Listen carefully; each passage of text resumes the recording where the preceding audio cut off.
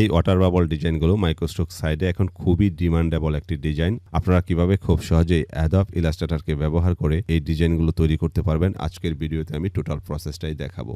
আসসালামু আলাইকুম। চ্যানেল থেকে বেছে নিন আপনার দরকারি টিউটোরিয়াল অথবা অনুসরণ করুন কাঙ্ক্ষিত playlist. Skill Rise to build your skill. আপনারা প্রথমে আপনাদের কম্পিউটারে অ্যাডোব ইলাস্ট্রেটর সফটওয়্যারটি ওপেন করে নেবেন। তারপরে এখানে একটি ডকুমেন্ট ক্রিয়েট করে নেবেন। আমি ডকুমেন্টটা ক্রিয়েট করেছি 1000 বাই 1000 মানে স্কোয়ার করে। এরকম ডকুমেন্ট ক্রিয়েট করার পর আপনারা এখানে একটি ব্যাকগ্রাউন্ড ক্রিয়েট করে নিতে পারেন। সেক্ষেত্রে আমি একটি ব্যাকগ্রাউন্ড ক্রিয়েট করে নিচ্ছি। ব্যাকগ্রাউন্ড ক্রিয়েট করার জন্য আমি এখান থেকে রেক্টেঙ্গেল টুলটি সিলেক্ট করে নিচ্ছি টুলবার থেকে। তো টুলবার থেকে রেক্টেঙ্গেল টুল সিলেক্ট করার পর জাস্ট এখানে একটি মাউসের লেফট বাটনে ক্লিক করে দিলাম। তারপর এখান থেকে যথাক্রমে হোয়াইটের ঘরে 1000 এবং হাইটের ঘরে 1000 রেখে ওকে বাটনে প্রেস করে দিচ্ছি। তাহলে এখানে একটি রেক্টেঙ্গেল শেপ তৈরি হয়ে গেছে। এখন এই শেপটাকে আমি এই আর্টবোর্ডের সাথে অ্যালাইনমেন্ট করে দিচ্ছি এবং তারপর এই শেপের উপর গ্রেডিয়েন্ট অ্যাপ্লাই করে দিচ্ছি। গ্রেডিয়েন্ট অ্যাপ্লাই করার জন্য আমি টুলবারের নিচে থাকা গ্রেডিয়েন্টে ক্লিক করে দিলাম। দেখুন এখানে একটি গ্রেডিয়েন্ট অ্যাপ্লাই হয়ে গেছে। তো এই কাজগুলো হচ্ছে অ্যাডোব ইলাস্ট্রেটরের বেসিক কাজ। তো অ্যাডোব ইলাস্ট্রেটরের বেসিক তো অ্যাডভান্স শেখার জন্য আপনারা চলে আসবেন skill rise with Selim YouTube চ্যানেলে। এখানে এসে জাস্ট প্লে লিস্টে ক্লিক করবেন। Adobe Illustrator full course Bangla এই প্লে লিস্টটি অনুসরণ করলে আপনারা যারা এখনও অ্যাডোব ইলাস্ট্রেটরের বেসিক ক্লিয়ার না বা বেসিক পারেন না, তাদের জন্য অ্যাডোব ইলাস্ট্রেটরের বেসিক একদম ক্লিয়ার হয়ে যাবে এবং বেসিক ক্লিয়ার থাকলেই কেবলমাত্র এই ধরনের ডিজাইন আপনি করতে পারবেন। তো এখন এখানে আমার গ্রেডিয়েন্ট কালার অ্যাপ্লাই করতে হবে। কালার অ্যাপ্লাই করার জন্য আমাদের যেতে হবে গ্রেডিয়েন্ট প্যালেটে। এই প্যালেটটি যদি এই প্যানেল বক্সে না থাকে সেক্ষেত্রে আপনারা উইন্ডো মেনুতে গিয়ে এখান থেকে গ্রেডিয়েন্টটা সিলেক্ট করে দিবেন, তাহলে আপনারা গ্রেডিয়েন্ট প্যানেলটি পেয়ে যাবেন। তো গ্রেডিয়েন্ট প্যানেলে আসার পর আপনাদের প্রথমে যে কাজটা করতে হবে সেটা হচ্ছে গ্রেডিয়েন্টের ধরন মানে টাইপটা চেঞ্জ করতে হবে। আমি এখান থেকে রেডিয়ালটা সিলেক্ট করে দিব। তো সিলেক্ট করার পরও দেখুন এখানে কিন্তু কোনো রূপ পরিবর্তন হয়নি। এর কারণ হচ্ছে আমাদের এই শেপটা সিলেক্ট করা ছিল না। কাজগুলো করার জন্য এই শেপটাকে অবশ্যই সিলেক্ট রেখে কাজগুলো করতে হবে। তো আমি এটা সিলেক্ট করে দিলাম। তারপর এখান থেকে রেডিয়াল গ্রেডিয়েন্টে ক্লিক করলাম। ক্লিক করার পর এখানে আমি ব্ল্যাক এবং হোয়াইট কালার পেয়েছি। তো আমি এখানে এই দুটো কালার অ্যাপ্লাই করব। সেক্ষেত্রে আমি এখান থেকে হোয়াইটের কালারটা সিলেক্ট করে জাস্ট কালার পিকার নিয়ে মিডলে এই কালারটা দেব এবং ব্ল্যাকের উপর আমি এই কালারটা অ্যাপ্লাই করব। সেক্ষেত্রে এখান থেকে ব্ল্যাক কালারে ক্লিক করে কালার পিকারটা সিলেক্ট করে আমি জাস্ট এখানে ক্লিক করে দিলাম। বাবল তৈরি করার জন্য আমরা টুলবার থেকে ইলাস্ট্রোলটি নিয়ে আসব। ইলাস্ট্রোলটি নিয়ে এসে এখানে কিবোর্ডের শিফট বাটনে প্রেস করে একটি সার্কেল শেপ তৈরি করব। সার্কেল শেপ তৈরি করার পর এটার উপর গ্রেডিয়েন্ট অ্যাপ্লাই করব। তো গ্রেডিয়েন্ট অ্যাপ্লাই করার জন্য আমরা যথারীতি টুলবারের এই পাশটাতে এসে গ্রেডিয়েন্ট অপশন পেয়ে যাব। এটাতে ক্লিক করে দেব। এখানে যে গ্রেডিয়েন্ট অ্যাপ্লাই হয়েছে এটা হচ্ছে লিনিয়ার গ্রেডিয়েন্ট। তো এটার উপর আমাকে রেডিয়াল গ্রেডিয়েন্ট অ্যাপ্লাই করতে হবে। সেক্ষেত্রে আমি জাস্ট এই শেপটি সিলেক্ট থাকা অবস্থায় গ্রেডিয়েন্টের মাঝখানের যে রেডিয়াল গ্রেডিয়েন্ট টাইপটি আছে এটাতে ক্লিক করে দেব।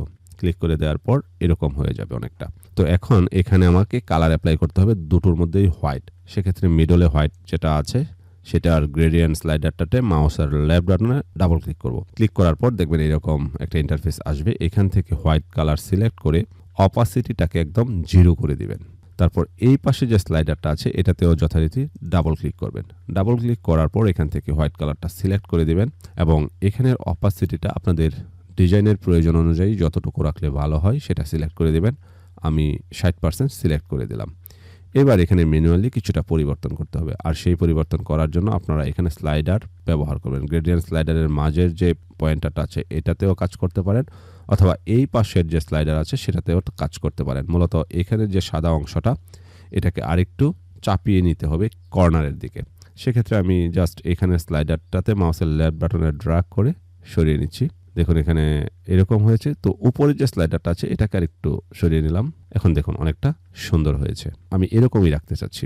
তো এইটুকু আসার পর এটার একটা ডুপ্লিকেট কপি তৈরি করতে হবে। সেটা করার জন্য এখান থেকে আমি সিলেকশন টুলটি সিলেক্ট করে জাস্ট কিবোর্ডের অল্ট বাটনে প্রেস করে এটার একটি ডুপ্লিকেট বের করে নিলাম। বের করে নেওয়ার পর এটাকে আমরা জাস্ট একটু ছোট করে ফেলবো।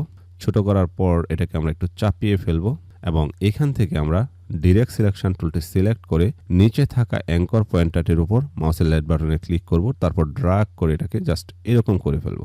তো এরকম করার পর এখানে যে গ্রেডিয়েন্ট টাইপটা আছে এই গ্রেডিয়েন্ট টাইপটাকে আমরা লিনিয়ার করে ফেলবো এখান থেকে।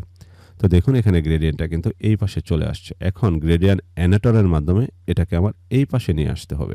সেক্ষেত্রে আমি এখান থেকে গ্রেডিয়েন্ট টুলটি সিলেক্ট করব। সিলেক্ট করার পরে এখানে আমরা দেখুন একটা গ্রেডিয়েন্ট অ্যানেটর পেয়ে গেছি, মানে গ্রেডিয়েন্ট বার পেয়ে গেছি। এটাকে জাস্ট ড্র্যাগ করে এরকম নিয়ে আসলাম এবং এই কাজগুলোর জন্য আপনাকে মাস্ট বি বেসিক জানতে হবে।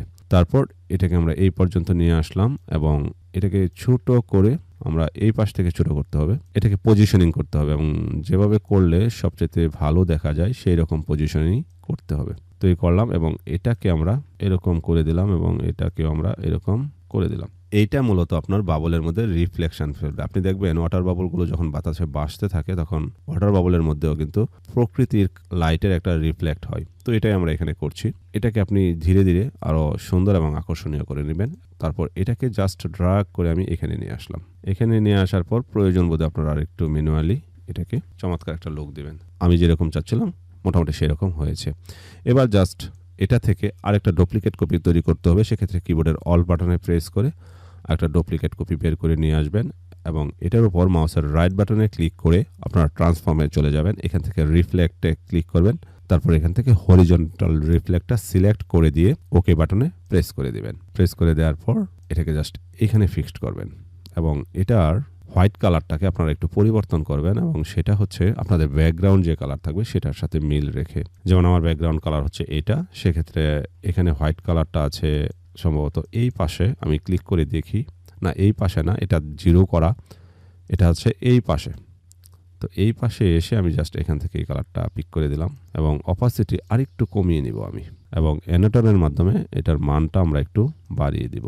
অ্যানিমেটরটা সিলেক্ট করে এটাকে আরেকটু ছড়িয়ে দিব এবং এই পাশটাও আরেকটু ছড়িয়ে দিব এবং এখানে থাকা অ্যানিমেটরটা ধরে এটাকে আরেকটু বাড়িয়ে দিব। মূলত এই কাজগুলো করবেন আপনার চোখের ভালো লাগার উপর। আপনি এটা ধীরে ধীরে আরও পরিবর্তন করে সুন্দর করে নেবেন। দেখুন এখানে এরকম হয়েছে এবং এটার এই পাশটাকে আমি আরেকটু চাপিয়ে দিই, এই চমৎকার হয়েছে। এখন দেখবেন আপনি যখন ওয়াটার বাবল তৈরি করবেন বা ওয়াটার বাবলগুলো ভাসতে দেখবেন, মাঝখানে দেখবেন আরও কিছু লাইটের রিফ্লেক্ট পড়বে। সেই রিফ্লেক্টগুলো তৈরি করার জন্য যথারীতি আমরা ইলাপসে চলে যাচ্ছি। এখান থেকে একটি শেপ তৈরি করব, সার্কেল শেপ, এবং সার্কেল শেপের মধ্যে আমরা প্রথম যে গ্রেডিয়েন্ট আছে সেটাই অ্যাপ্লাই করব এবং এটার গ্রেডিয়েন্টটাকে আমরা রিভার্স করে দিব। সেক্ষেত্রে এই শেপটা সিলেক্ট থাকা অবস্থায় আমরা গ্রেডিয়াল প্যানেলের এখানে রিভার্স গ্রেডিয়েন্টে ক্লিক করে দিব এবং এখান থেকে আমরা এই মানগুলো বাড়িয়ে দিব। দেখতেই পাচ্ছেন এখানে গ্রেডিয়েন্টটা একদম এখন সাদাটা মাঝে চলে আসছে। এই অবস্থায় এটাকে ধরে আমরা এরকম করে ফেলবো, মানে আমাদের বাবলের মধ্যে রিফ্লেক্ট ফেলার জন্য যেরকম করা উচিত আমরা সেরকমই করব। তারপর এখান থেকে গ্রেডিয়েন্ট টুলে চলে আসব।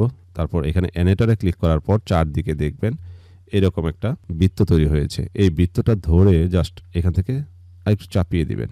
এটা টোটালটাই ডিপেন্ড করবে আপনার অভিজ্ঞতার উপর। আপনি যদি অভিজ্ঞ হয়ে থাকেন তাহলে এই কাজগুলো খুব সহজেই করতে পারবেন। তো এটা আমি জাস্ট এরকম করে দিলাম এবং এটা ভিতরে নিয়ে আসলাম। প্রয়োজন বোধহয় একটু ছোট করে দিচ্ছি।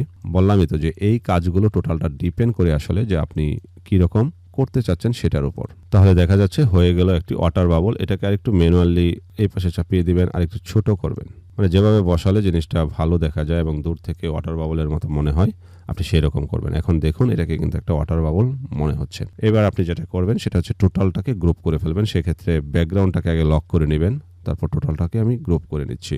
গ্রুপ করে নেওয়ার পর এখন আপনি আপনার কাঙ্ক্ষিত ডিজাইনের চাহিদা অনুযায়ী এটাকে সাজিয়ে নেবেন। যেমন এই যে দেখুন আমি যখন এরকমভাবে সাজিয়ে নিব এটাকে মনে হবে যে এই ব্যাকগ্রাউন্ডে কিছু ওয়াটার বাবল ঘুরছে ফিরছে।